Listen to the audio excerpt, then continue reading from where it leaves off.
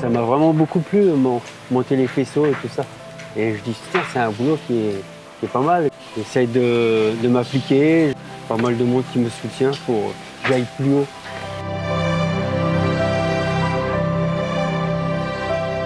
Ce qui me fait progresser à la fondation, c'est le fait que les chefs aient confiance en moi. Ce qui me fait moi-même reprendre confiance en moi. Notre mission a toujours été, depuis le début, de remettre sur pied des personnes qui ont été laissées de côté. Les apprentissages de la Fondation, ça consiste à d'abord leur apprendre des techniques. Et ces techniques, elles utilisent nos sens. Et ces sens, ils sont faits pour développer le cerveau.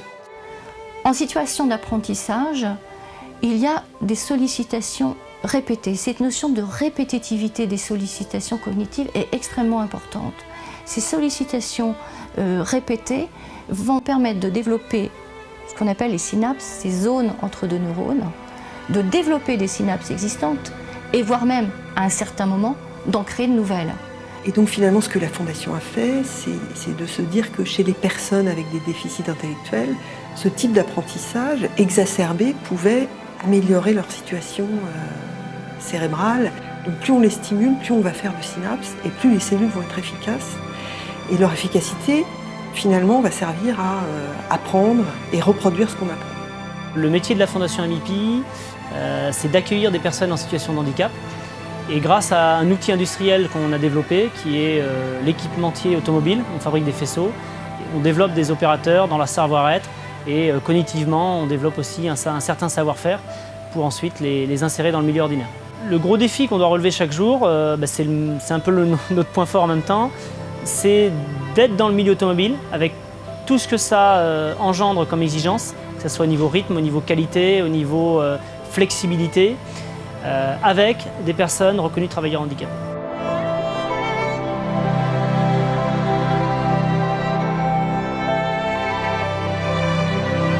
Le défi qu'on a à relever, nous, tous les jours ici, c'est l'industrie, donc monter des faisceaux en termes de quantité et de qualité pour livrer tous les jours les clients.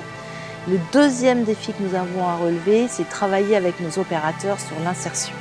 L'entreprise ordinaire qui souhaite intégrer un opérateur de la Fondation Amipi a pour témoignage nos ambassadeurs entreprises ordinaires qui ont déjà intégré un collaborateur de la Fondation et qui sont nos meilleurs ambassadeurs. Nous sommes catalogués parmi le monde du handicap et comme on l'a déjà dit, le mot handicap nous handicape. Les entreprises, si elles embauchent les salariés qui sortent de chez nous, vont trouver des salariés compétents, motivés et fidèles. Là où on arrive à lever tous ces freins, c'est quand on arrive à faire venir des chefs d'entreprise au sein de nos usines pour qu'ils se rendent compte effectivement du travail qui est réalisé par nos collaborateurs.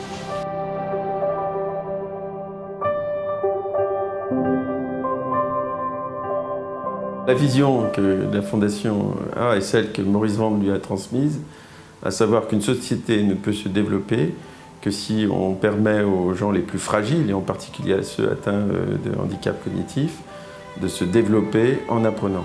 Et c'est en cela qu'il a développé des usines qui sont un fabuleux moyen pour développer des apprentissages, c'est-à-dire la répétitivité des apprentissages, et ainsi de permettre aux gens de gagner leur autonomie.